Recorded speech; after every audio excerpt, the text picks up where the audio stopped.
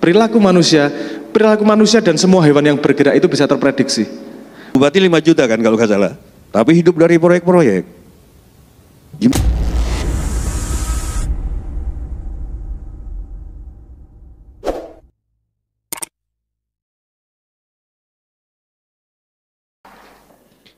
Baik, sekali lagi kita kasih tepuk tangan untuk 3 narasumber kita. Nah, baiklah, untuk memulai pembicaraan ini, tadi kita sudah berembuk. Rasa-rasanya kalau budayawan jangan dikasih kesempatan pertama, Pak. Mereka biasanya suka komentar, ya, suka mengulas segala macam, itu biar terakhir aja. Yang pertama terus saja kita cari berikan kesempatan kepada Direktur Pembinaan Peran Serta Masyarakat Pak Brigjen Kumpul Kus Widianto Sujadi. Kenapa? Karena beliau baiklah mungkin perlu kita dengar bagaimana apa itu korupsi yang perlu direview lagi. Mungkin banyak kita yang belum tahu atau lupa atau pura-pura tidak tahu, Pak. Kemudian juga perlu dijelaskan apa itu peran serta masyarakat. Silakan Pak Kumpul, monggo. Terima kasih. Boleh berdiri, Pak ya? Silakan, bebas, boleh berdiri, Pak, izin, Pak, ya? boleh joget, boleh juga, Pak, ya. Bebas. Mohon maaf nih, Pak, karena saya laki-laki jadi saya harus berdiri. Baik, assalamualaikum warahmatullahi wabarakatuh. Beli rambutan ke pasar Jumat, di tengah jalan kena tilang. Mohon maaf yang beragama Islam, karena jawab salamnya kurang semangat, terpaksa saya ulang. Assalamualaikum warahmatullahi wabarakatuh. Lari pagi penuh dengan keringat, habis mandi segarnya luar biasa. Alhamdulillah jawab salamnya sudah semangat, mudah-mudahan bukan karena terpaksa. Selamat pagi, salam sejahtera bagi sekalian, salam, Om Swastiastu, Namo Buddhaya, salam kebajikan. Yang terhormat Bapak Menteri beserta seluruh jajaran di Kementerian KKP. Terima kasih, saya kesempatan pertama dikasih oleh moderator. Saya berdiri biar kita lebih enak, karena saya lihat di sini banyak senior-senior saya, banyak juga ahli dari pembangun integritas didikan KPK, banyak juga paksi, kan seperti itu. Baik, saya akan mulai dari kenapa kok kita perlu memupuk budaya integritas anti korupsi. Satu kunci saja. Karena apa? Jangan pernah menyesal, jangan pernah menyalahkan kejadian. Karena kejadian itu kita yang memilih. Kuncinya itu aja. Makanya kita perlu memupuk semangat anti korupsi. Semangat integritas anti korupsi. Jangan pernah menyalahkan kejadian, karena kejadian itu kita yang memilih. Ya, banyak orang setelah kejadian baru ribut, saling menyalahkan dan sebagainya. Tidak ada upaya pencegahan. Makanya kita ingatkan, jangan pernah kita menyalahkan kejadian, karena kejadian itu kita yang memilih. Tadi Pak Menteri menyampaikan, memupuk budaya anti korupsi utamanya adalah diri sendiri. Makanya selalu saya sampaikan, korupsi itu adalah pilihan hidup. Korupsi itu adalah pilihan hidup. Hari ini nggak korupsi, besok belum tentu, termasuk saya. Ya, hari ini nggak korupsi, besok belum tentu, termasuk saya. Makanya kenapa kok kita perlu memupuk budaya anti korupsi. Kita flashback ke belakang sebentar. Kejahatan korupsi itu ibaratnya adalah fenomena gunung es. Ada puncaknya, kemudian ada bongkahan es di bawahnya. KPK selama berdiri sejak 2004 sampai dengan 2022, puncak gunung esnya itu 1444 ditangkap. Kemudian 128 diantaranya adalah perempuan. Pertanyaannya, kita terus melakukan penangkapan, tetapi nyatanya korupsi terus terjadi. Ya, karena apa? Kita hanya membabat di atasnya. Sementara bongkahan es yang di bawah itu lebih besar. Pertanyaannya, apakah kita termasuk dalam bongkahan es yang di bawah? Artinya kita sudah melakukan korupsi, hanya belum naik ke atas. Semuanya kembali berpulang pada kita masing-masing. Makanya sekali lagi KPK dalam rangka memberantas korupsi tidak mungkin hanya mengedepankan penegakan hukum. Perlu adanya kegiatan pencegahan. Pencegahan itu apa? Dengan melakukan perbaikan sistem. Makanya ada pelaporan LHKPN, ada manajemen suap, digitalisasi dan sebagainya. Itu upaya pencegahan. Kemudian KPK juga melakukan strategi yang namanya pendidikan anti korupsi. Masuk ke kurikulum pendidikan untuk merubah apa? Merubah budaya. Ya. Untuk merubah budaya yang kebiasaan-kebiasaan korupsi tadi yang dianggap sebagian masyarakat sebagai budaya, walaupun budaya itu sebenarnya yang bagus-bagus. Tapi karena ini dianggapnya sudah semuanya sudah melakukan, Makanya kita rubah. Makanya kenapa kok kita perlu memupuk budaya anti korupsi. Itulah pendidikan. Termasuk hari ini adalah kegiatan kita pendidikan. Sifatnya adalah mengingatkan. Itulah strategi KPK. Tetapi sekali lagi, ketika strategi tersebut tidak akan efektif, efisien berjalan, kalau tidak ada namanya peran serta dari seluruh elemen masyarakat, termasuk kita. Ya. Karena apa? Pada dasarnya korupsi adalah pilihan hidup. Sebuah pilihan didasarkan adanya sebuah keyakinan. Dari keyakinan akan timbul namanya niat. Dari niat hanya ada dua, melakukan atau tidak melakukan. Melakukan ketemu kesempatan, terjadilah pelanggaran, terjadilah perbuatan melanggar hukum. Ya. Oleh karenanya supaya kita memiliki keyakinan untuk tidak melakukan korupsi, itulah perlunya penanaman nilai-nilai integritas. Makanya saya terima kasih kepada Pak Menteri dan jajarannya, kita memupuk budaya integritas. Kita berikan keyakinan kita supaya tidak melakukan korupsi. Integritas mudah diucapkan, tapi sulit dilakukan. Sekali lagi, integritas mudah diucapkan, tapi sulit dilakukan. Ya. Semua orang boleh mengatakan saya berintegritas, silahkan. Tetapi saya sendiri, saya belum berani mengklaim saya berintegritas. Saya selalu meningkatkan integritas. Makanya kenapa kok kita selalu implementasikan peningkatan integritas? Karena apa? Integritas nggak mudah. Bahkan boleh saya katakan, kita akan melihat seseorang berintegritas atau tidak, tunggu setelah meninggal. Setelah meninggal baru ketahuan yang bersangkutan berintegritas atau tidak. Karena apa? Pada dasarnya integritas itu yang pertama, perlu namanya iman yang kuat. Bukan hanya sekedar saya punya agama, punya KTP dan sebagainya, bukan. Iman yang kuat dan diimplementasikan.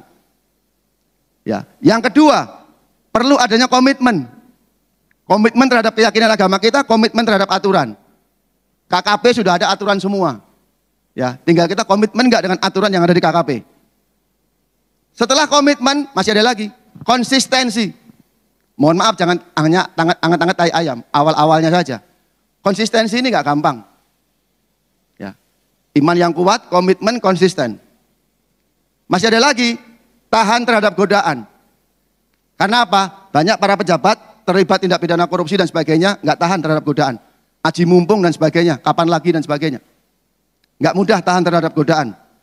Apalagi ibu-ibunya. Ya, mohon maaf. Wah, itu sudah menjabat, kita sudah menjabat 2 tahun begini-begini aja. Saya lihat di samping baru 3 bulan sudah beli ini, beli itu. Tahan terhadap godaan, nggak mudah. Yang kelima, rela berkorban.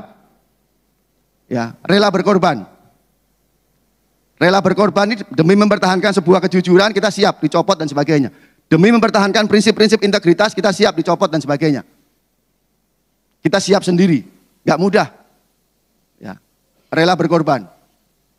Makanya yang kita harapkan adalah loyal terhadap tugas, bukan loyal karena mauan. Ya, itu integritas. Kemudian yang keenam adalah butuh dukungan orang lain. Untuk apa? Untuk mengingatkan. Hari ini kita di sini saling mengingatkan bagaimana kita memupuk budaya anti korupsi. Ya. Kuncinya adalah di hati kita sendiri. Kita semua, ya. Karena apa? Yang ada dalam hati kita itu niat kita masing-masing. Itulah yang kita perangi. Ya, itulah yang kita perangi bagaimana supaya kita tidak memiliki niat untuk melakukan korupsi. Caranya bagaimana? Kita pupuk budaya integritas. Ya. Apa saja sih integritas? Kalau di KPK ada 9 nilai integritas. Atau yang sering disebut dengan Jumat bersepeda kakak. Ya, jujur, mandiri, tanggung jawab, ya. Berani, sederhana, peduli, disiplin, adil, dan kerja keras. Itu nilai-nilai integritas, kemudian menjadikan nilai-nilai anti korupsi. Gak mudah. Semua boleh mengucapkan, tapi sulit untuk dilakukan. KPK juga pernah melakukan survei terhadap pasangan suami istri. Itu hanya 6% yang menanamkan kejujuran kepada anak. Nah, ini juga tentunya menjadi perhatian kita bersama. Jadi sekali lagi, kesempatan yang berbahagia ini kita sangat-sangat berterima kasih. Karena apa? Kita saling mengingatkan. Kita saling mengingatkan bagaimana kita sama-sama memupuk yang namanya budaya anti korupsi. KPK menyadari pemberantasan korupsi tidak mungkin hanya dilakukan oleh KPK sendiri. Tetapi perlu peran serta masyarakat. Karena apa? Ayo lawan korupsi, ayo perang melawan korupsi. Musuhnya nggak jauh-jauh. Musuhnya ada di hati kita masing-masing. musuhnya di hati kita masing-masing. Makanya sekali lagi, ya, jangan pernah menyalahkan kejadian, karena kejadian itu kita yang memilih. Nah, itu mungkin hal-hal yang dapat saya sampaikan. Saya tidak akan terlalu menggambarkan tentang kejahatan korupsi karena Bapak Ibu semua saya saking paham. Saya hanya mengingatkan bagaimana kita sama-sama memupuk budaya anti korupsi. Nggak mudah, sekali lagi nggak mudah. Ya. Budaya itu seharusnya yang bagus-bagus. Tetapi faktanya, karena korupsi dianggap sudah biasa, korupsi kejahatan luar biasa. Tetapi karena semua orang, ya, semua orang sebagian di antara kita, ya, menganggapnya biasa sehingga biasa-biasa. Bahkan mohon maaf, seorang pelaku korupsi ketangkep, tertawa-tawa. Ya, tertawa-tawa artinya apa? Nggak merasa bersalah. Bahkan di antara kita sendiri mengatakan apa? Oh, itu lagi apes. Oh, itu apesnya saja dia. Artinya apa? Kalau itu lagi apes berarti kita juga melakukan. Makanya kembali lagi, apakah kita masuk dalam bongkahan es, ya, ataukah kita masuk dalam air? Makanya kalau kita masuk dalam bongkahan es, mari kita cairkan, ya, jangan sampai muncul ke permukaan. Karena kalau muncul ke permukaan, yang malu bukan hanya dirinya, tetapi seluruh keluarga besar kita. Itu hal-hal yang dapat saya sampaikan. Terima kasih. Kurang lebihnya kami mohon maaf. Wassalamualaikum warahmatullahi wabarakatuh. Waalaikumsalam. Terima kasih Pak Brigjen Polisi Kumbul Kuswidianto Sujadi SIK SH, Direktur Pembinaan Peran Serta Masyarakat dari Komisi Pemberantasan Korupsi. Kira-kira paparannya udah jelas. Yang paling penting itu 9 integritas itu Pak ya. Itu apa? Mudah-mudahan tertanam di benak kita masing-masing. Terima kasih Pak Kumbul atas paparannya. Langsung saja kita mengancik pada pembicara kedua ini. Pembicara kedua ini sengaja dipilih yang usianya memang sama banyak anak-anak usia produktif di KKP yang masih muda. Ini pembicara filsuf milenial plus, ya kan? Dia bilang dirinya sebagai provokator milenial.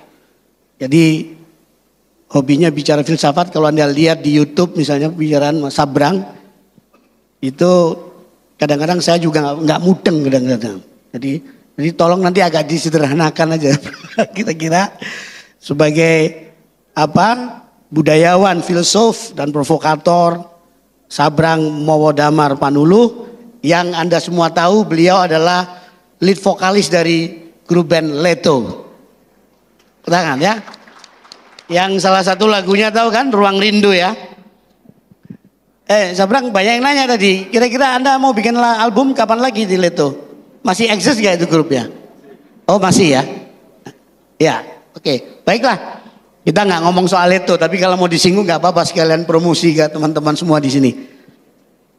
Baiklah, mari kita simak bersama-sama komentar, pandangan dan juga pendapat hasil kontemplasi dari budayawan kita yang masih muda belia, Sabrang Mowodamar Panuluh. Silakan Mas Sabrang.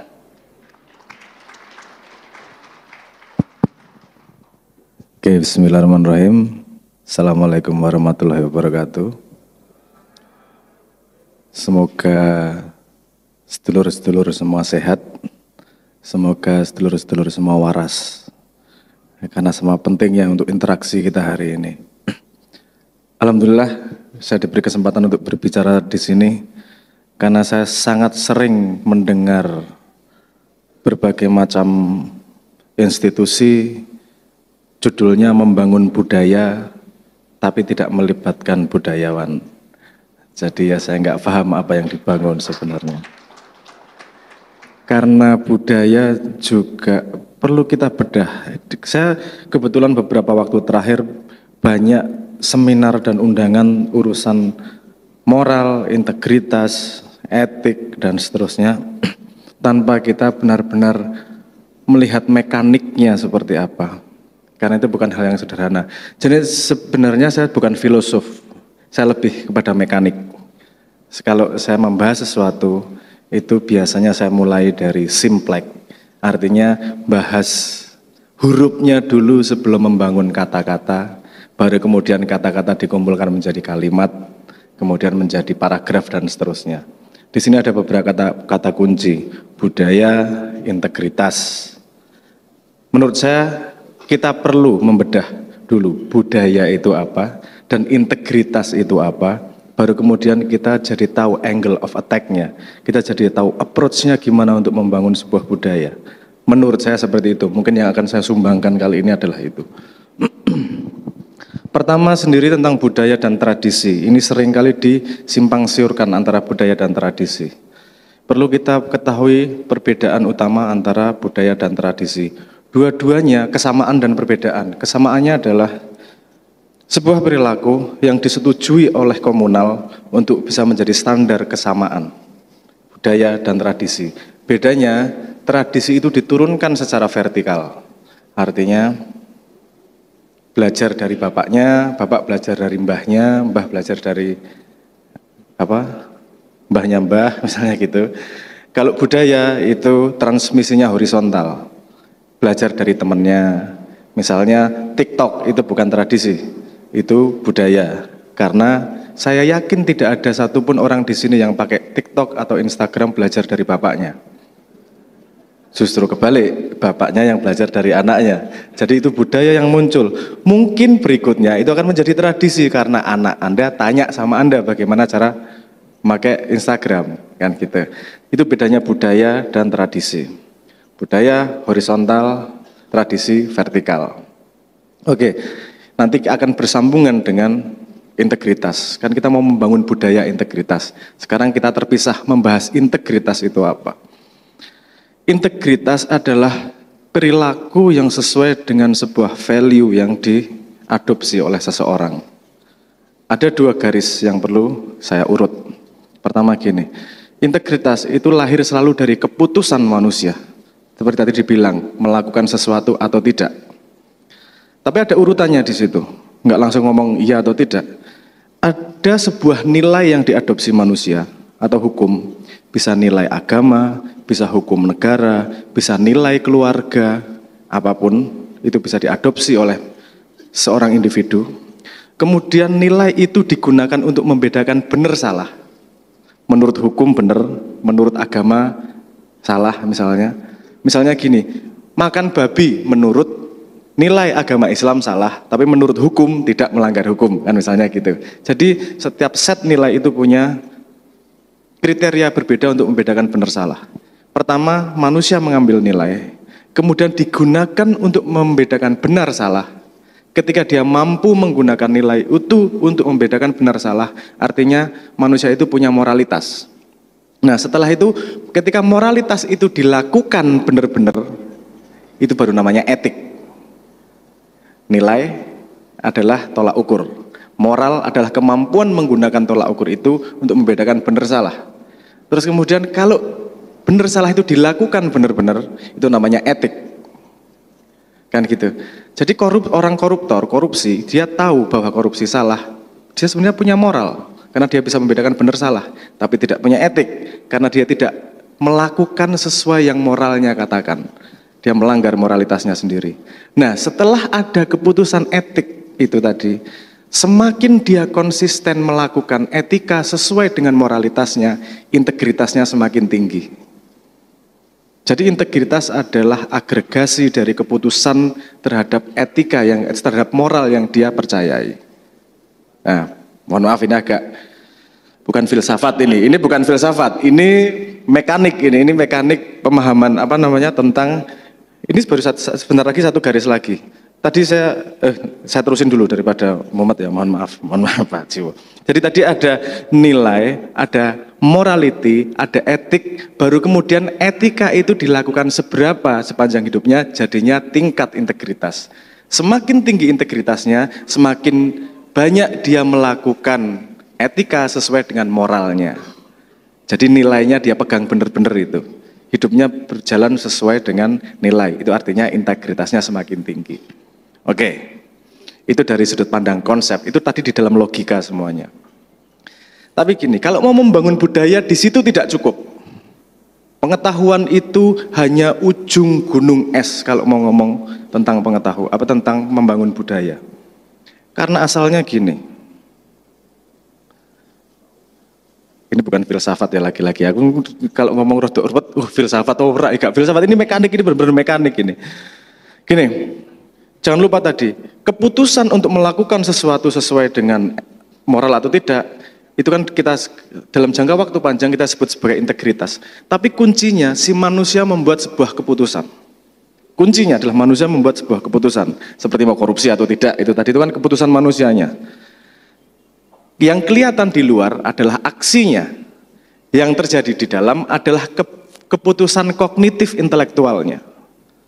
Pengetahuan terhadap nilai, sekitar, dan seterusnya, pengetahuan terhadap penggunaan kognitif untuk membuat keputusan. Tapi, nah ini mulai agak susah nih, kita ngomong budaya, karena hal ini nggak sering dibahas. Tapi semua intelektual itu pasti tergantung yang namanya perasaan.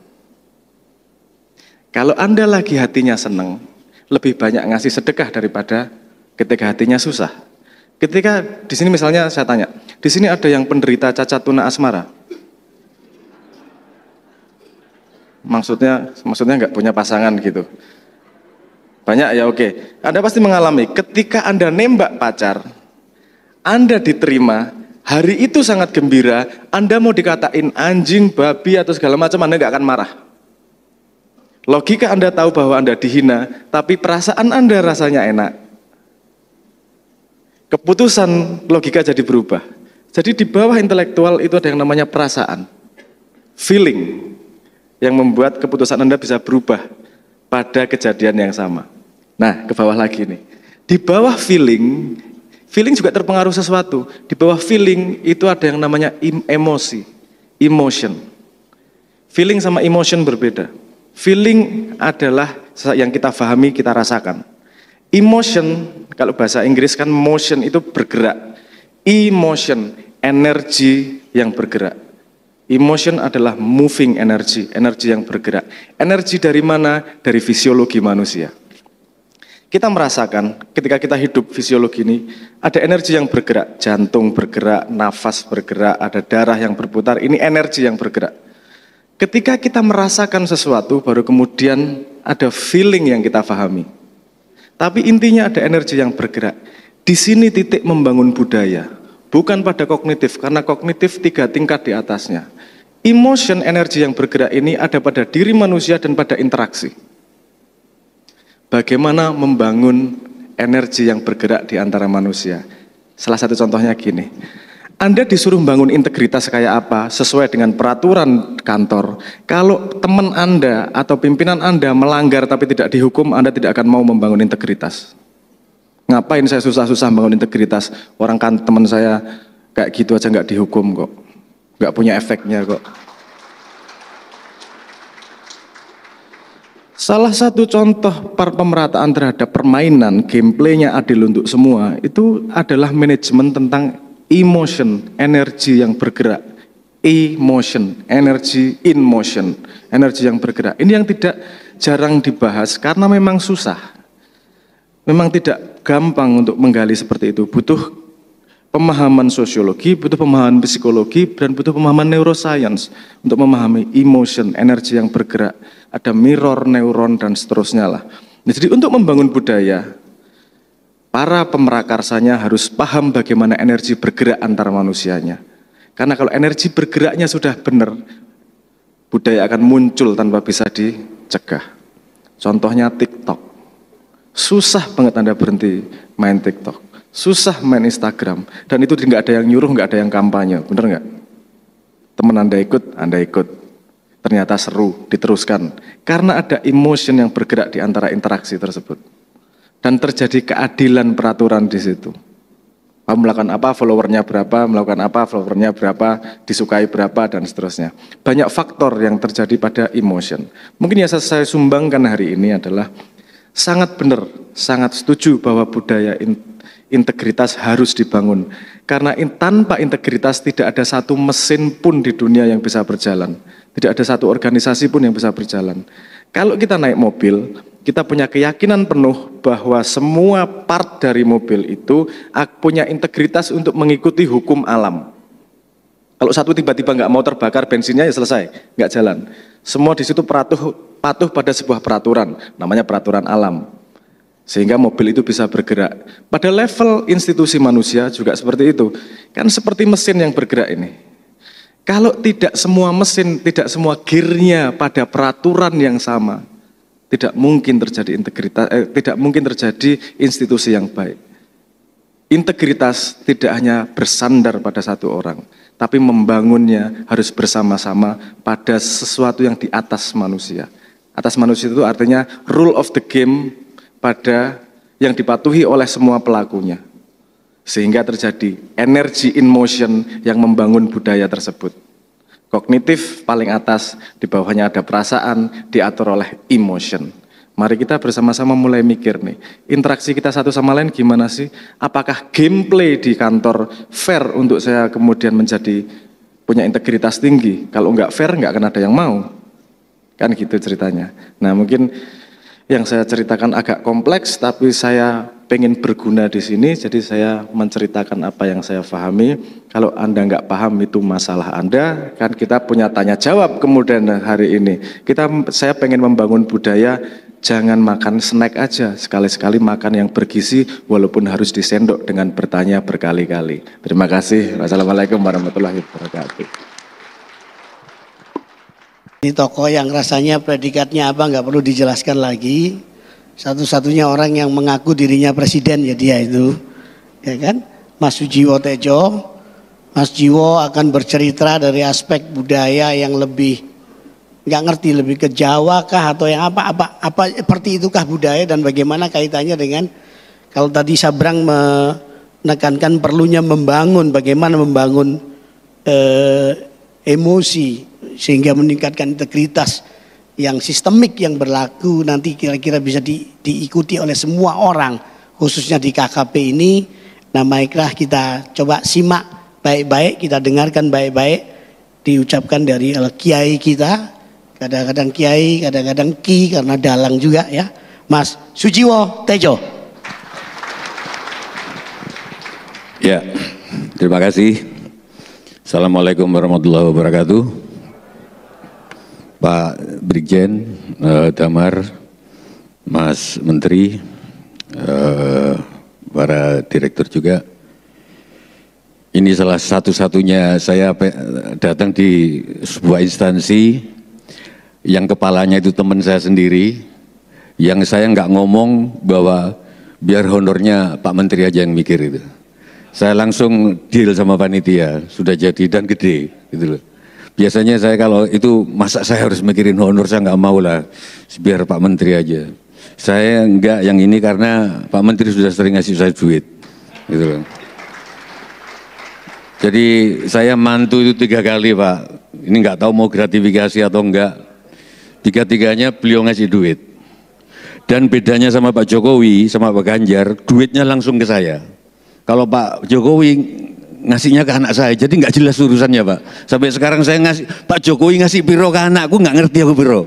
Asu tenan ya. Kalau Pak Sakti langsung ke saya, makanya mungkin Pak Ganjar itu fotokopi Pak Jokowi. Jadi sama Pak Ganjar juga langsung. Aku juga nggak tahu ngasih berapa Pak Ganjar sampai sekarang. Kalau saya tanya anak saya, wah, jadi saya nggak tahu. Oke. Artinya mungkin yang tepat jadi wakil presiden itu yang ngasih duitnya langsung aja.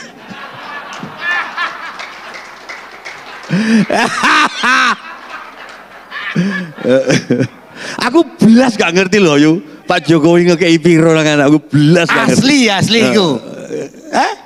Ya, langsung ke anaknya. Oh gitu. Dari ajudan gimana coba? Ya. Mestinya kan ke aku kan. Sampai gitu. Ya, sampai masih punya anak lagi ya? Sudah habis. Nah itu. Oke. Terus saya nggak menetapkan syarat yang ketat, ini susah, makanya KKN itu bagian yang saya paling setuju cuman korupsi Pak Brigjen. Nepotisme nggak bisa. Syarat saya kalau ngisi acara ketat, pertama nggak boleh ada yang main HP. Karena saya berprinsip bahwa kita harus hidup di sini dan saat ini. Karma akan dibilas pada siapapun yang hidupnya kalau di sini ya di sini. Nggak di sini tapi pikirannya kemana-mana. Itu menurut Hindu, Buddha, karmanya nggak akan habis-habis. Makanya saya, oke lah nggak apa-apa 1-2 main HP, tapi ketat saya. Mau dimanapun. Makanya kalau pemimpinnya teman sendiri nggak enaknya gini gitu. Nanti dikira kalau takutnya panitia lapor ke Pak Menteri kan, ini Tejo kok resek banget sih gitu loh. Dan saya mengharuskan ada musik. Saya bawa paduan suara, H-1 mereka latihan di instansi itu, latihan lagu-lagu saya. Nanti saya datang H-1, karena bagi saya kata-kata tanpa musik adalah sampah. Jangankan kata-katanya Tejo, jangankan kata-katanya Pak Brigjen, jangankan kata-katanya Leto, kitab suci aja dinyanyikan. Kitab suci dinyanyikan, mau Hindu mau, kenapa? Karena kalau nggak nyampe kognisinya, minimal yang nyampe melodinya. Ya ayat Tuhan nafsul mutmainnah irji'i ila rabbik. Aku nggak ngerti arti ini. Dan aku nggak bikin tahu artinya. Nanti kalau pakai arti pakai madhab, kalau pakai madhab pakai tafsir, kalau pakai tafsir yang berkuasa ya otoritas agama itu. Nggak mau aku. Tapi nyampe emosi yang tadi dikatakan kitab suci langsung berhubungan tanpa arti, tapi nadanya. Oke, saya akan mulai. Nanti saya akan nyanyi di ending supaya kata-kata saya nggak sampah. Saya akan bikin sampah dulu sekarang. Terima kasih teman-teman, saya mendapat kehormatan di Kementerian Kelautan yang didirikan oleh Gus Dur. Saya selalu bilang dulu bahwa negara kita bukan negara kepulauan. Negara kepulauan itu adalah suatu kawasan pulau-pulau yang dikelilingi oleh laut, Pak Brigjen. Tapi kalau negara kelautan adalah negara laut yang di dalamnya ditaburi pulau-pulau. Itu lain artinya. Itu lain artinya. Saya belajar dari Pramudia Anantatur, pengarang novel Bumi Manusia, Pak. Itu negara kelautan. Saya negara kelautan. Maka waktu pembangunan jembatan bukan Suramadu. Suramadu itu kan one way. Mestinya Madusura juga ada gitu loh. Surabaya. Kalau saya jadi orang Madura nggak terima Suramadu, Surabaya, Madura loh. Madura ke Surabayanya gimana? Madusura. Nggak adil loh. Mestinya yang ke sana Suramadu, ke sini Madusura. Iya kan? Madura banyak ratu anu. Nah, saya termasuk yang nggak setuju jembatan Sunda yang menghubungkan Merak.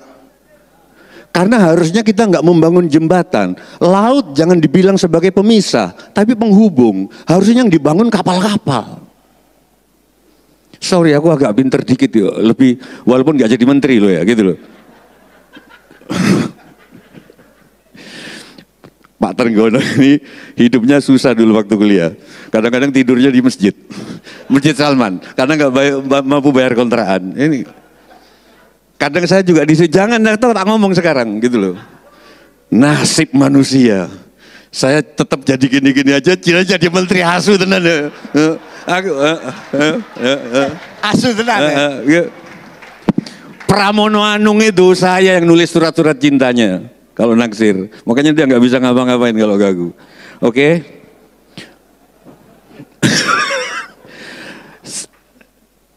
Saya agak berbeda sama Leto, tapi sama. Budaya, setiap hal yang di situ ada rencana, dilaksanakan dan dianalisa looping, itu bagi aku itu kebudayaan. Naluri bukan kebudayaan, naluri alam. Kalau saya jalan begini terus dikelakson dari belakang terus saya melompat, saya nggak pakai rencana dulu loh Pak. Nih pakai rencana dulu ditabrak pasti. Din, lompat kiri apa kanan ini? Rencana mikir, ketabrak dulu Pak. Langsung pasti cek. Itu makhluk alam. Nah menurut para termasuk Rendra yang ngomong, manusia itu gabungan antara makhluk alam sama makhluk kebudayaan. Segala sesuatu direncanakan, dilaksanakan, dianalisa, direncanakan, looping. Pertama ada karburator ternyata boros, dianalisa lagi, oh ternyata pakai CDI, looping. Kebudayaan. Jadi bagi saya militer itu kebudayaan, matematik kebudayaan, batik semuanya kebudayaan. Berhubungan dengan itu Pak, bisa nggak innalillahi wa innalillahi rojiun itu walaupun saya nggak sholat, hidup saya amburadul tapi saya sering ceramah di masjid-masjid. Saya selalu bilang uripku asu tenan, tapi saya dirungokno. Bisa nggak innalillah dikembalikan dari Tuhan kembali ke Tuhan? Tugas KPK. Divisi pencegahan KPK. Walaupun saya akan pernah jadi wartawan, pencegahan nggak seksi, penangkapan yang seksi. Ke sekolah, saya sudah mulai Pak, saya nggak pernah ngucapin turut berduka cita ke orang meninggal. Cek sudah 10 tahun terakhir. Saya dikritik waktu itu, Mbah, berduka cita itu kan bukan untuk yang mati, tapi yang meninggal. Justru itu kita didik yang meninggal, bahwa kematian adalah kebahagiaan. Kalau enggak, orang akan memberhalakan dunia. Itulah cikal bakal korupsi.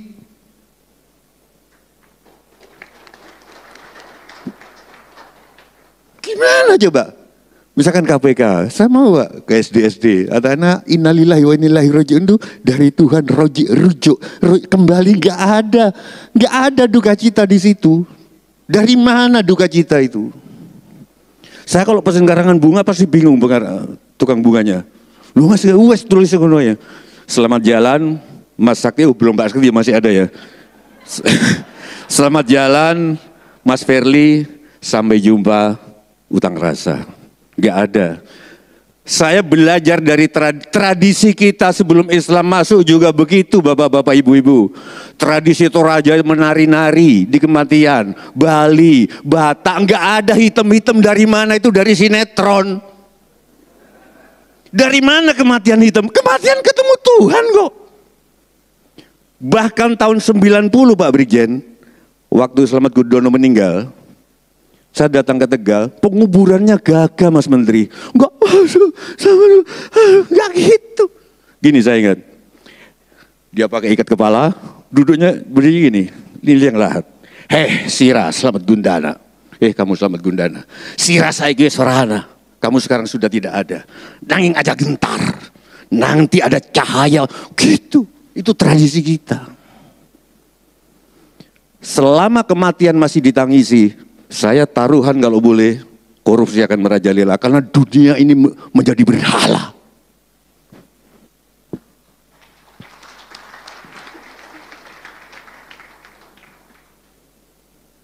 Soal budaya, bagaimana kita akan mentradisikan budaya?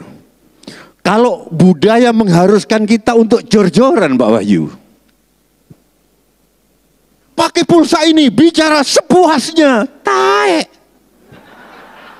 Bicara secukupnya dong. Kenapa KPK nggak ikut gitu mengenai iklan-iklan? Pencegahan Pak, tolong sampaikan ke Pak Verly. Di sinetron bahkan Jerman melakukan untuk sinetron yang ditonton pada jam tayangan anak, jangan sampai ada duit tercecer.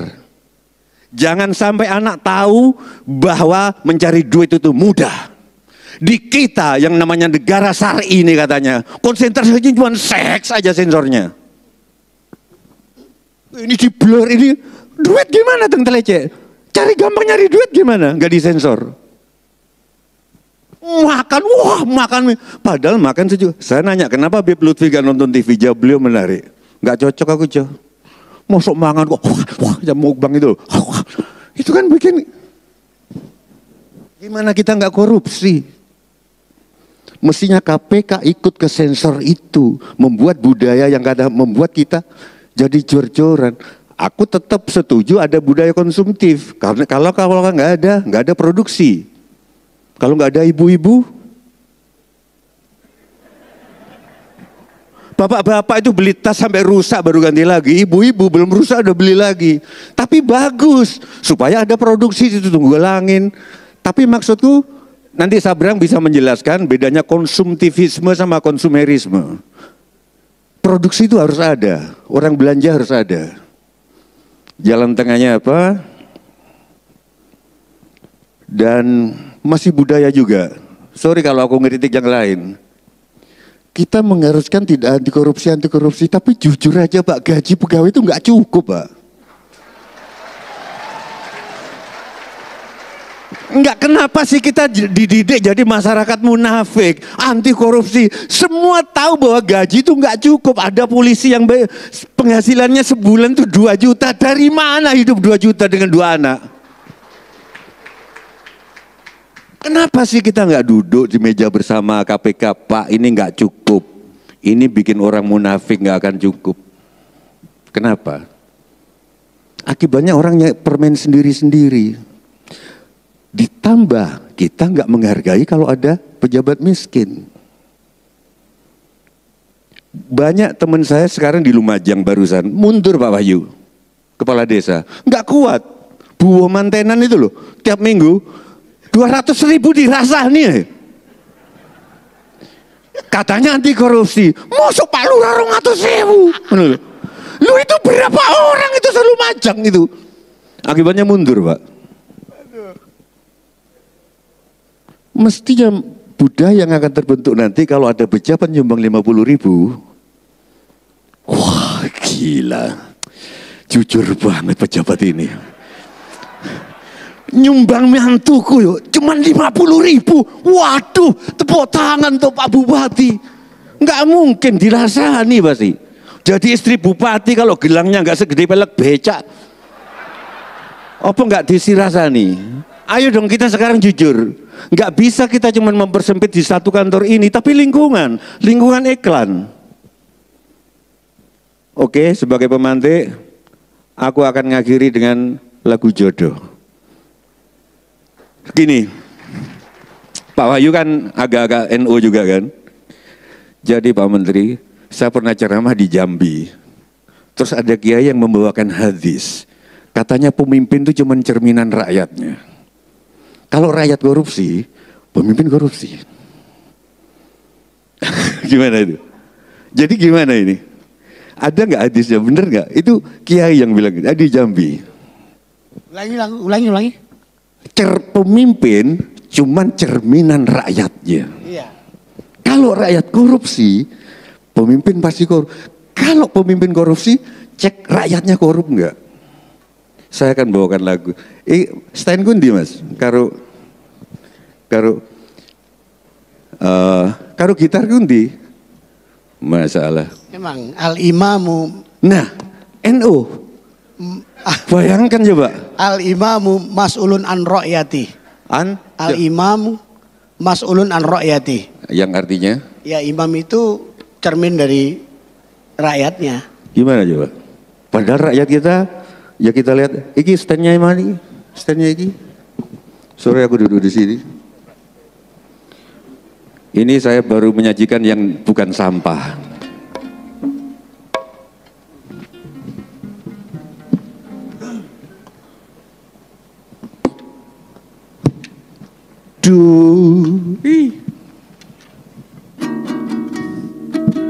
Sorry kitanya fales lah itu. Kita di tonggoku tak asli lagi. Dulu ketika pacaran, bibi bilang kita sangat jodoh, kita sangat cocok. Begitu sehingga nanti sehidup semati. Tapi dianya kok minggat, ngejar pangkat.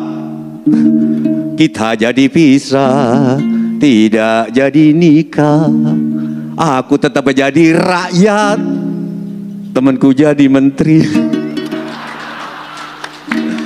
Terus bibi bilang masih jodoh, meski bukan lagi bini. Bibi bilang masih jodoh, jodoh rakyat pemimpin kata bibi. Pemimpin di Nusantara, cerminan rakyatnya. Pinternya, jodohnya, bodoh rakyatnya. Pemimpin korupsi karena rakyat masih korupsi, kolusi, walau korup kecil-kecilan. Bibiku wanti-wanti memang sudah jodoh, jodoh, jodoh, jodoh, jodoh. Pernah ku minta bibiku tunjuk bukti pemimpin tuh cuma cerminan rakyatnya. Bibiku ngajak ke pasar, ke desa dan ke kota. Memang mereka tak korup, bibi bilang karena tak kuasa, tak punya kedudukan, tapi di lubuk hatinya rakus, iri dan dengki. Bibi bilang siri rakus, iri dengki, dendam. Bibi bilang semua itu Pancasilanya korupsi, kata Bibi. Timbang apa? Makanan yang kita embat banyak berpengawet. Terus parkiran duitnya tak jelas parkir. Timbangan di pasar belum pasti ngepas. Tambal ban ada yang pasang rambu paku jalanan. Bibi wanti-wanti memang sudah jodoh. Setuju Pak KPK? Pernah ketika ku ngotot dan ngos-ngosan, coba kalau cermin kita balik saja, jadi rakyat cuma nyontoh pola tingkah pemimpin, bukan kita yang salah. Bisa bareng-bareng? 3, 4. Bukan kita yang salah, bukan salah yang ngasih contoh.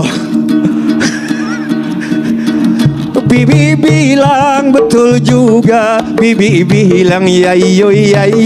Bibiku terpingkal-pingkal ngangkat jempol sampai ngompol. Terima kasih.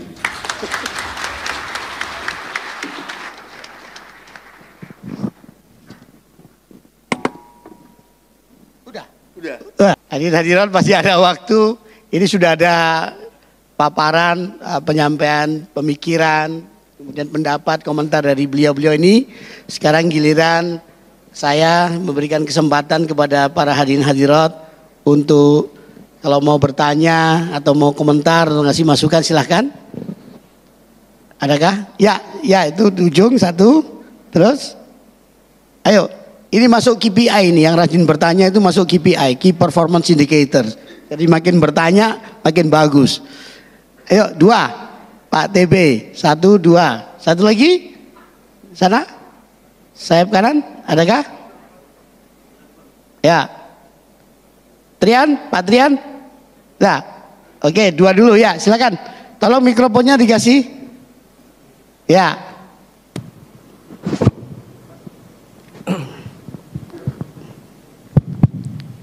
Assalamualaikum warahmatullahi wabarakatuh. Salam. Terima kasih karena telah memberikan kesempatan kepada saya untuk sedikit menjelaskan pendapat dari saya. Perkenalkan, nama saya Suryono Eko. Saya hanya sekedar butiran kecil dari berjuta-juta rakyat Jancuker. Dan saya dilahirkan di sebelah selatan dari di mana Pramudia Anantatur dilahirkan.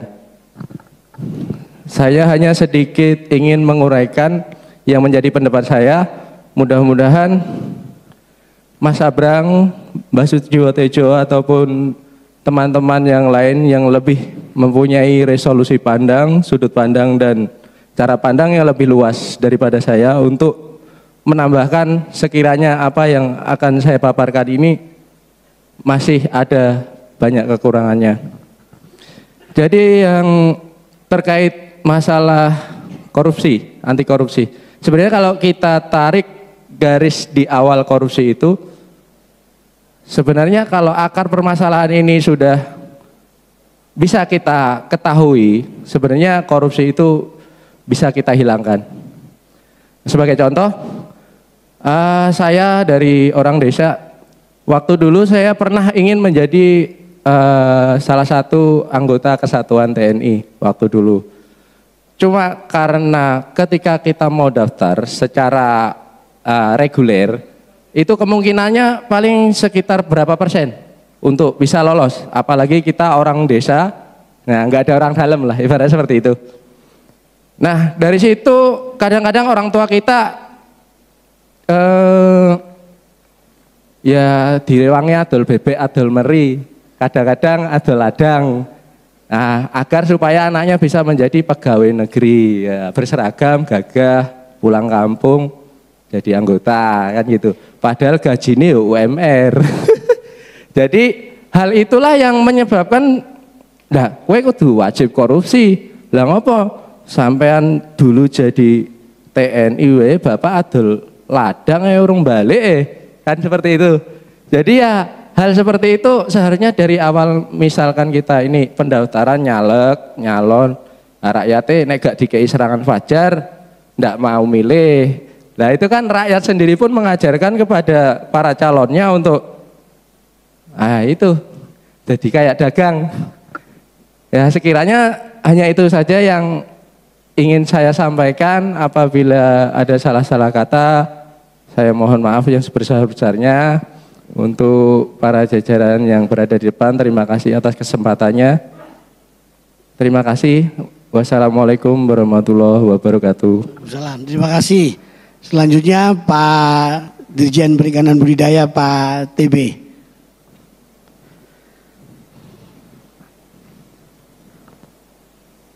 Yang lain kalau mau tanya silakan lo ya. Baik, makasih. Ya. Assalamualaikum warahmatullahi wabarakatuh. Selamat siang, salam sejahtera buat kita semua. Salam, Om Swastiastu, Namo Buddhaya, dan salam kebajikan. Mohon izin Pak Menteri, Pak Sekjen, dan Ibu Bapak sekalian. Pembuai, kalau kita menyimak apa yang tadi sudah disampaikan oleh 3 narasumber itu sangat luar biasa sekali. Saya pikir sudah sangat jelas substansinya. Saya mungkin hanya satu aja yang ingin menyampaikan, bahwa kalau kita sudah tahu duduk persoalannya, end to end masalahnya kan sudah tahu. Ada KPK, ada budayawan, ada kita, dan seterusnya. Bagaimana kita memulainya? Siapa yang harus memulainya? Ini yang menjadi persoalan kita semua, Pak. Pak Brigjen, mohon izin, saya ini tinggal di Jakarta Timur sana. Kebetulan juga punya teman anak sekolah begitu. Saya pegawai pusat dan ada tetangga ini pegawai Pemda DKI begitu. Kita makan di salah satu kedai begitu, memang beda Pak. Ini yang menjadi persoalan kita semua. Jadi kalau boleh saya mungkin menyampaikan di momentum yang baik ini melalui KPK, apalagi tadi sudah disupport habis oleh budayawan, 2 budayawan ini, inilah mungkin timing yang tepat untuk kita bisa melakukan sesuatu menuju yang lebih baik ke depan begitu ya. Saya selalu katakan kalau kami di KKP, khususnya kami ini yang ASN, PNS begitu kan, ukurannya hanya 3 Pak. 1 gaji, 2 tukin, 3 tunjangan, hanya itu saja. Tapi di sekeliling kita, lingkungan sebagaimana tadi Pak Sujiyotejo sampaikan, ini juga menjadi faktor penentu. Kita juga tidak bisa hidup sendiri saja, tetapi lingkungan ini juga menjadi pembatas yang sangat luar biasa. Kadang-kadang kemudian kita menjadi tergoda dan seterusnya. Jadi melalui momentum yang baik ini, alangkah lebih baiknya saya mohon izin dengan segala hormat lewat KPK Pak, untuk bisa menjadi jembatan buat kita semua, mengkomunikasikan dengan semua institusi, baik itu legislatif, yudikatif maupun eksekutifnya, supaya semua persoalan ini kita bisa tuntaskan. Slow but sure nggak jadi masalah, tetapi kita mulai saat ini. Bahasa MMA-nya let's the battle begin. Terima kasih. Terima kasih Pak DP. Ya silakan satu pertanyaan lagi. Pak, dari ibu-ibu nggak ada? Dari cewek? Tadi masa cowok semua sih? Ayo ladies. Tadi nggak nanya berarti udah, kalau nggak segen ya berarti sudah paham berarti. Ya, atau ada Pak Yusuf ini, Pak Muhammad Yusuf, mantan Ketua PPATK nih. Pak Yusuf mungkin sedikit komentar Pak Yusuf. Silakan Pak Yusuf. Tolong mikrofon. Pak Yusuf. Ya. Makasih Mas Wahyu. Tadi saya kirim WA ke Mas tuh mengenai hadis yang ditanya oleh Pak Sujiyotejo tadi. Yang Mas sampaikan supaya pas. Pak, saya mau tanya pada Pak dari KPK. Gini Pak, di kementerian kan kita banyak sekali pengadaan barang dan jasa. Dan program Pak Menteri kami sekarang program yang bagus Pak. membangun Slim Estate kawasannya kawasan skala besar, Pak. Kosnya itu besar, kosnya tinggi. Dan kita berjuang mati-matian untuk itu. Dari pengadaan tanahnya dan segala macam. Begitu itu jadi, Pak, dengan melalui surat kaleng saja, teman-teman kami dipanggil oleh para penegak hukum, Pak. Dan itu panjang urusannya, Pak. Saya mereka trauma kadang-kadang, Pak. Padahal belum tentu salah. Kan ada fungsi inspektorat di situ, Pak. Bisa nggak KPK itu membuat edaran, Pak? Setiap ada pengaduan tidak langsung pada penegak hukum, tapi inspektorat tangani dulu. Kalau inspektorat mengatakan ada pelanggaran, silakan Anda masuk.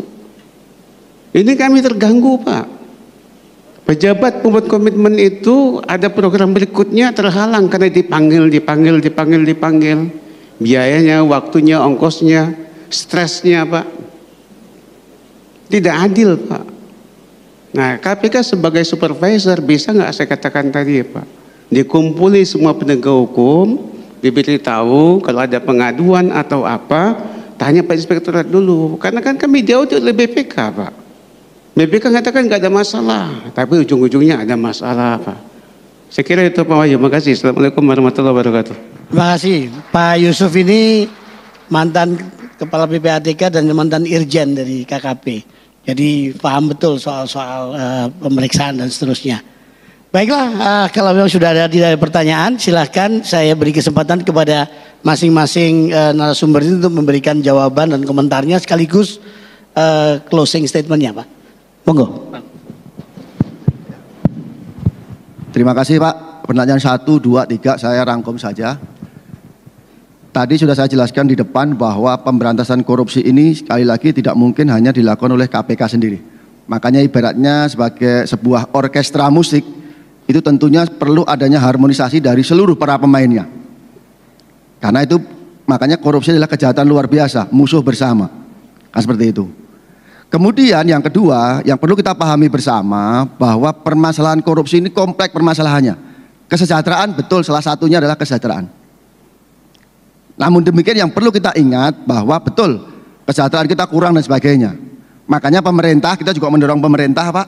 Dulu kita hanya ada gaji, Pak. Kemudian ada tunjangan kinerja. Itu salah satunya adalah untuk memberikan kesejahteraan. Kan seperti itu. Termasuk juga tunjangan-tunjangan yang lain. Nah, ini kita terus juga mendorong pemerintah, namun kita juga harus melihat bagaimana kemampuan pemerintah dan sebagainya. Makanya sekali lagi dalam rangka memberantas korupsi, sekali lagi nggak mungkin hanya oleh KPK sendiri. Termasuk tadi sampaikan oleh guru saya Pak Sujiwo Tejo. Bagaimana tayangan televisi dan sebagainya, itu juga kita sampaikan.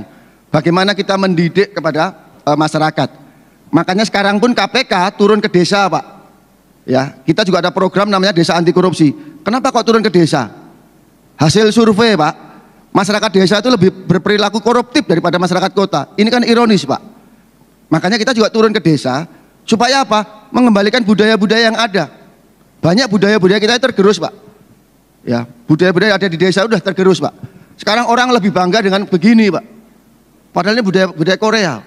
Nah, ini juga kita hidupkan kembali. Kenapa kok salah satu indikator desa anti korupsi adalah terkait masalah kearifan lokal. Nah, inilah kita membangun.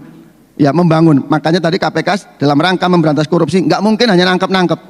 Makanya ada pencegahan, ada pendidikan. Korupsi, sorry Mas, korupsi desa itu kayak apa kira-kira bentuknya? Kenapa? Bentuknya kayak apa korupsi desa? Sama, Pak. Ada yang merugikan keuangan negara, ada yang penyuapan, ada yang gratifikasi dan sebagainya, sama, Pak. Nah, ini yang menjadi perhatian. Kemudian kalau bertanya dari mana kita mulai? Dari kita, Pak. Dari diri sendiri, Pak. KKP, bagaimana membangun budaya anti korupsi? Bagaimana mengatasi korupsi di KKP? Satu kata saja. Ya, bagaimana mengatasi terjadinya korupsi di KKP contohnya? Hanya satu kata. Atas. Ya, dari atas, Pak. Kalau atasnya sudah nggak korupsi, menjadi toladan, disiplin, tidak diskriminasi, profesional, ya, ke bawahnya insya Allah ikut. Namanya juga mengatasi, berarti kan dari atas. Kalau dari bawah namanya membawahi. Kan seperti itu. Makanya dari atas. Itulah, makanya kenapa seorang pemimpin diharapkan toladan. Itu, Pak. Kalau kita bertanya dari mana kita akan memberantas korupsi, dari diri kita sendiri. Sekarang ini bukan saatnya lagi saling menyalahkan, tetapi bagaimana kita berkontribusi untuk itu. Makanya prinsip, ya, pada dasarnya semua orang itu baik, Pak. Tetapi kalau tidak ada orang baik, minimal saya sendiri baik, kan gitu Pak. Artinya apa? Kita sendiri mari kita berbuat baik, kan seperti itu. Nah inilah bagaimana kita dalam rangka mencegah terjadinya korupsi. Kompleks permasalahannya Pak, termasuk tadi money politik. Makanya KPK juga mendorong pemerintah. Dulu anggaran satu suara itu hanya sekitar 100 sekian rupiah. Kemudian kita dorong pemerintah, kita melakukan kajian dan sebagainya. Layaknya berapa sih satu suara? Nah ini kita dorong nanti 2024 mudah-mudahan ada kenaikan per satu suara. Itu juga kita dorong. Jadi KPK juga mendorong beberapa lembaga sesuai dengan fungsinya masing-masing untuk bagaimana yang tadi disampaikan terkait kesejahteraan, terkait gaji dan sebagainya. Ini juga demikian Pak. Nah seperti termasuk remunerasi, termasuk juga gap antar kementerian dan sebagainya. Kementerian Keuangan segini, Kementerian KKP kok segini dan sebagainya. Nah ini juga kita dorong kepada pemerintah sehingga apa? Terjadi sama rata. Namun demikian tentunya ada perhitungan-perhitungan yang dilakukan oleh masing-masing tersebut. Nah ini juga menjadi perhatian kita. Tapi sekali lagi bagaimana kita mulai mencegah korupsi dari diri kita. Bagaimana suatu lembaga akan mencegah korupsi? Ya dari atas. Kan seperti itu Pak. Atasnya menjadi toladan kepada bawahannya. Kan seperti itu. Kemudian disampaikan oleh Pak Yusuf betul ya. Memang kita sudah dorong demikian Pak. Makanya kita membangun namanya whistleblower system. Kita kerjasama dengan lembaga, dengan instansi. Tujuannya adanya WBS, whistleblower system adalah supaya kalau ada permasalahan-permasalahan yang dilaporkan itu ke inspektorat dulu. Makanya ada beberapa laporan yang masuk ke KPK. Kalau itu sifatnya masih bisa ditangani oleh inspektorat, kita akan limpahkan kepada inspektorat. Itu makanya ada namanya, kita bangun namanya WBS, whistleblower system yang kita bangun bersama-sama dengan kementerian. Kemudian bagaimana pemerintah daerah? Pemerintah daerah pun juga kita mendidik namanya APIP. Ya, di sana ada kewenangan APIP sebelum ditindaklanjuti oleh kejaksaan dengan kepolisian. Kalau ada permasalahan-permasalahan yang ada di pemerintah daerah, itu ditangani dulu oleh APIP. Kalau ada APIP ternyata ada unsur pidana, kemudian untuk mengganti rugi dan sebagainya nggak bisa, barulah diserahkan kepada aparat penegak hukum. Dan itu pun sudah dituangkan dalam peraturan Kementerian Dalam Negeri, kemudian Kejaksaan dan juga pemerintah Kemendagri. Ini dalam rangka untuk apa? Supaya tidak semuanya ke aparat penegak hukum, tidak semuanya kepada KPK. Jadi mana-mana yang bisa ditindaklanjuti oleh inspektorat dulu, kan seperti itu. Tetapi kalau memang sudah orangnya laporannya ini terus, ya kita tindak lanjuti. Nah inilah yang kita bangun dalam rangka bagaimana kita mensinergikan dengan kelembagaan yang lain. Itu mungkin yang dapat kami tanggapi Pak. Terima kasih. Terima kasih Pak Kumpul. Mas Wahyu sebentar aja Pak. Pak, gini Pak, kalau tidak ada edaran dari KPK, tidak ada landasan hukum formal, mereka tetap begitu Pak. 2016 di sini itu ada temuan BPK, di mana saat itu BPK wajib atau harus nyetor 123 miliar ke kas negara. Tapi kami lihat di situ bukan masalah korupsi Pak. KPK masuk, sekarang Kapolda Pak Ahmad Biagus saat itu Pak. KPK mengerti, diminta saya jawab dulu. Saya jawab selesai, KPK nggak jalan Pak. Tapi kejaksaan jalan Pak. Karena nggak puas lapor pada kejaksaan jalan. Sampai sekarang ini Pak. 2018 sampai sekarang tidak jelas nasib kasus itu Pak. Kasihan teman-teman saya Pak. Promosi jadi terganggu. Was-was tiap hari Pak. Perkaranya berhenti tidak, jalan juga tidak. Tapi kalau ada edaran dari KPK yang bunyinya kurang lebih dalam hal ada laporan terhadap kementerian, diminta untuk ditanyakan dulu kepada inspektorat. Kalau di situ ada temuan, silakan tindak lanjuti. Kalau tidak ada nggak perlu Pak, supaya hemat juga energi. Terima kasih. Terima kasih Pak, masukannya Pak. Nanti kami lakukan pengkajian terkait apa yang Bapak usulkan Pak. Terima kasih Pak. Ya, terima kasih. Pak Yusuf cukup ya, ini jadi masukan penting bagi KPK. Mas Sabrang, monggo. Oke, bismillahirrahmanirrahim. Sepemahaman saya salah satu negara paling korup di Asia saat itu adalah Hong Kong. Sampai pemadam kebakaran nggak mau nyemprotin airnya kalau nggak dikasih duit. Waktu itu sekitar 70-an 80-an. Tapi enggak ding, lebih ke belakang lagi, 40-an kalau nggak salah lu. Tapi mereka membereskan problem itu tidak lebih dari 10 tahun. tingkat korupsi yang sangat parah tapi beres.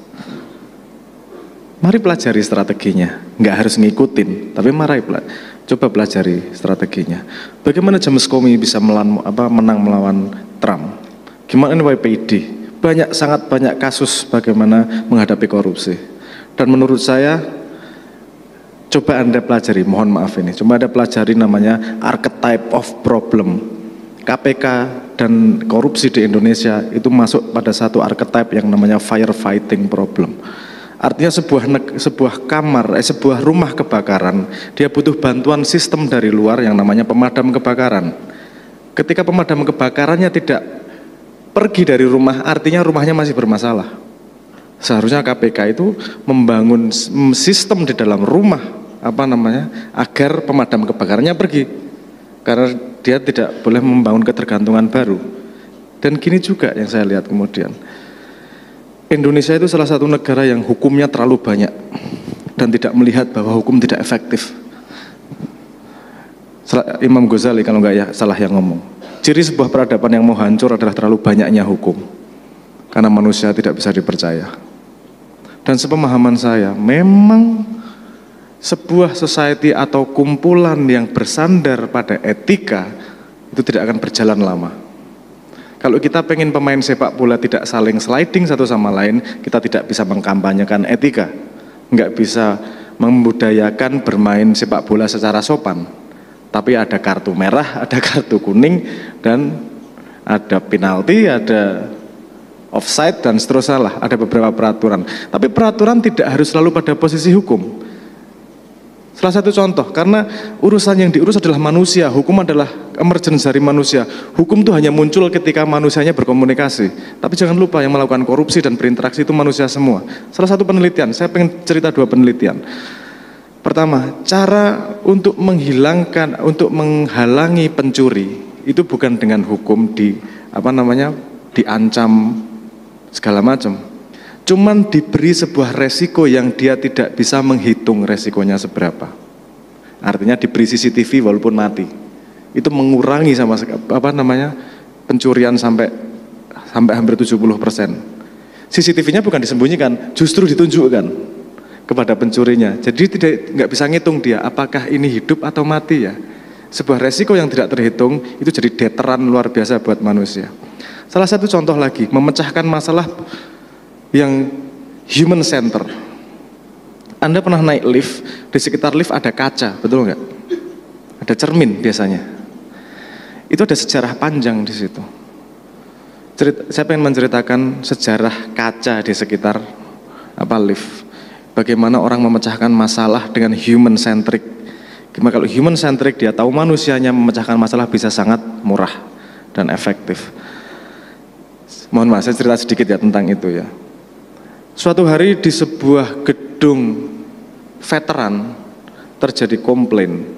Standar di Amerika waktu itu, standar lift itu 3-5 menit, tapi saya harus menunggu sampai 15 menit. Ini ada yang nggak beres ini dengan liftnya. Saya minta masalah ini diberesin. Dia kemudian menyewa konsultan untuk menganalisa. Kata konsultannya, ini harus dibikin alur lift baru. Kemudian dia konsultasi sama ahli ekonominya. Kalau kita bikin lift baru, kita harus mengurangi kamar, artinya ekonominya nggak akan jalan, nggak ada jalan keluar nih. Liftnya ditambahin nggak bisa, kalau didiemin aja 13 sampai 15 menit. Ketika dia putus asa, dia ngumpulin semua anak buahnya. Saya minta solusi, apapun solusimu gila, terserah. Pak, saya punya solusi tapi mungkin bodoh dan modalnya nggak banyak-banyak. Kalau bikin lift kan sampai jutaan dolar. Saya butuh $500 aja. Gimana? Coba kasih cermin Pak di sekitarnya. Ketika dia menunggu, dia komplain itu karena menunggunya nggak enak. Kalau dia dikasih kesibukan, nggak akan ada komplain lagi Pak. Akhirnya kemudian ditanam cermin di sekitar lift. Nunggunya masih 13-15 menit. Tapi komplain jadi 0 sama sekali. Lamanya lift tidak jadi masalah. Artinya humannya yang yang dihandle. Saya beberapa kali ngasih input kepada pejabat negara, Pak Lurah dan seterusnya. Korupsi Indonesia sangat bisa dikurangi dengan social engineering kalau paham psikologi manusia dan sosiologi manusianya. Beri resiko yang tidak bisa dihitung. Kalau mau melihat contoh bagaimana Trump mencoba meruntuhkan James Comey ketika dia ditendang dari CIA, strategi dia itu menghasilkan dia tidak bisa diapa-apain dihukum karena dia membuat resiko menjadi tidak terukur. Manusia yang tidak bisa mengukur resikonya, strategi terbaiknya adalah tidak melakukan. Gimana caranya? Ya rembuk roh aku. Panjang, ini masalah yang tidak bisa diomongkan dalam 5 menit, urusan social engineering. Tapi artinya kita perlu melihat masalah ini dengan lebih dalam. Perlu lateral thinking, perlu system thinking, perlu berpikir lebih dalam untuk membuat social engineering yang lebih baik untuk memecahkan masalah korupsi. Saya berani jamin, dengan langkah yang tepat, korupsi Indonesia bisa turun sampai sisa 30% hanya dengan drama yang benar. Saya berani menjamin, tapi pembahasannya tidak mudah dan kapan-kapan. Matur nuwun. Ya, tetap gak gampang ya tetap ya. Saya nggak ngomong nggak mungkin ya. Nggak gampangnya itu bukan manusianya, nggak gampangnya itu bikin orang paham untuk mau melakukan. Orang paham bukan, jangan membayangkan para pelakunya. Karena gini, saya tadi kan bilang, perilaku pemain di sepak bola itu tergantung dari peraturan yang FIFA buat. Perilaku manusia dan semua hewan yang bergerak itu bisa terprediksi. Mencari kemudahan yang paling besar, mencari kesusahan sesedikit-dikitnya dengan energi sesedikit mungkin. Dari A sampai Z nalurinya seperti itu. Tinggal membuat peraturan yang tepat untuk agar naluri itu berjalan untuk mencari strategi terbaik untuk masa depannya. Itu kalau yang bikin peraturan rule of the game pinter, otomatis semua ikan akan berjalan sesuai dengan yang dibayangkan dalam itu. Oke, terima kasih Mas Abrang, terima kasih. Terakhir Mbah Sujiwo Tejo. Ya oke, Kiki mana?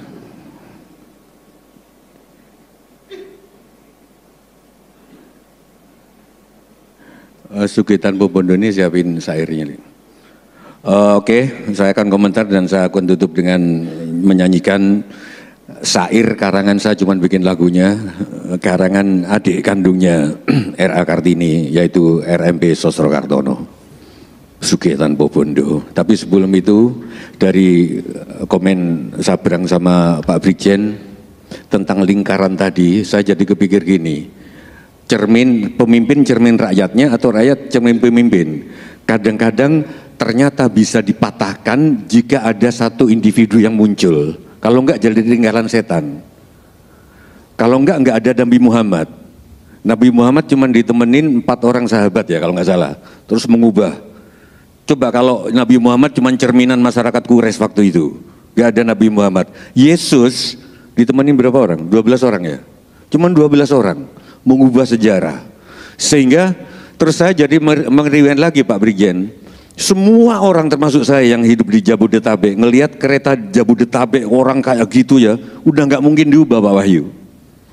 Aku bukan mengkultuskan Pak Yonan loh ini, pasti ada plus minusnya namanya. Tetapi berkat Pak Yonan bisa rapi itu sekarang kereta api. Ini gimana coba? Soal social engineer tadi loh. Ternyata kepemimpinan itu bisa. Ini rame-rame ini di Kanjuruhan Pak. Bisa nggak sih pemimpin penonton sepak bola berubah? Nggak bisa, udah bertahun-tahun sejak zaman Pak Harto begitu. Terus saya meriwen kereta api kok bisa? Itu saya kira itu. Terus yang endingnya adalah bisa nggak sih kita berhenti dari kemunafikan? Karena pesan Nabi kalau nggak salah ada 3 hal yang akan menghancurkan. Saya tolong dikoreksi Pak Kiai. Pertama adalah kesombongan. Kedua dusta, ketiga kemunafikan. Itu yang akan menghancurkan manusia. Kita munafik dengan anti korupsi padahal gaji pas-pasan, nggak cukup. Munafik nggak sih? Yang kedua, cara pejabat pekerja itu kenapa disebut pengabdian? Itu aku waktu aku jadi wartawan 8 tahun, aku nggak pernah nulis pejabat itu mengabdi.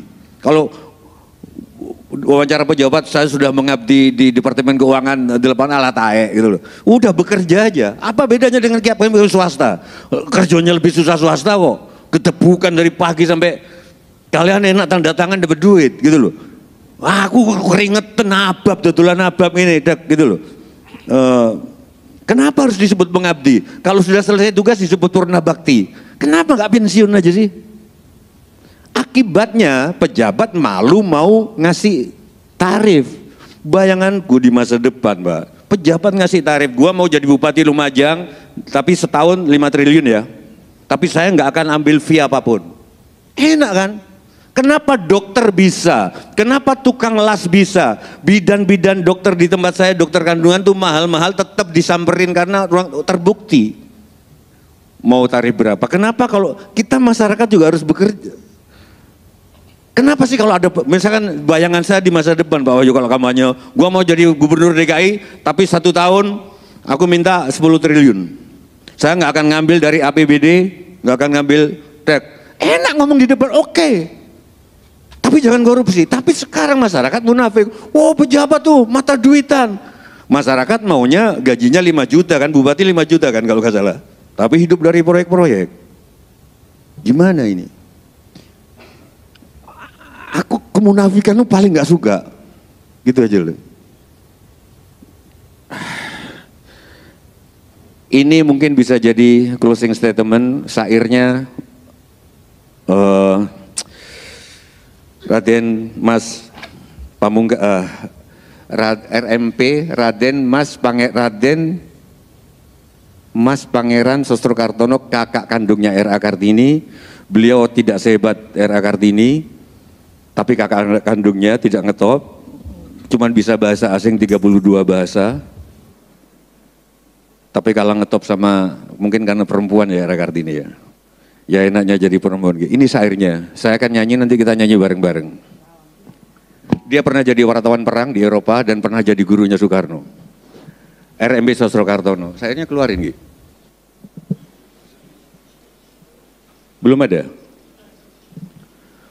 Suge tanpa bondo, diktoyo tanpa aji, terima mawi pasrah, sepi pamre, tepi hajre. Suge tanpa bondo, diktoyo tanpa aji, terima mawi pasrah, sepi pamre, tepi hajre. Langgeng tanpa susah, tanpa seneng, anteng mandek. Mudah-mudahan ini menjadi landasan dari yang dibilang Pak Sabrang tadi, bahwa kalau value sudah ada di sini tentang korupsi, menjadi moral ke etika itu. Tolong ingat-ingat lagunya Sostrokartono ini. Ini syairnya bukan saya cuma bikin lagunya. Suge tanpa bondo, diktoyo tanpa aji, terima mawi pasrah, sepi pamre, tepi. Yuk bareng Channel dan semuanya 3, 4. Suge tanpa bondo, diktoyo tanpa aji, terima mawi pasrah, sepi pamre, tepi hajre. Sekali lagi Pak Menteri. Suge tanpa bondo, diktoyo tanpa aji, terima mawi pasrah. Kurang keras. Sepi. Nah referennya, siapapun yang menurut Sostrokartono Pak Wahyu, siapapun yang terima mawi pasrah, selain sepi pamrih tepi hajri, dia akan langgeng tanpa susah, tanpa seneng, anteng mandeng, sugeng jeneng. Bareng. Langgeng tanpa susah, tanpa seneng, anteng mandeng, sugeng jeneng. Dari depan bareng lebih keras sama aku, sama Pak Menteri juga, sama Pak Sekjen, sama Al-Fatihah buat Sostrokartono yang bikin syairnya. Syair ini sangat luar biasa. Dari sini saya dapat pencerahan Pak Wahyu bahwa ar-rozzaku, rezeki itu ternyata nggak cuma harta, tapi kesehatan, teman, suasana begini itu gitu.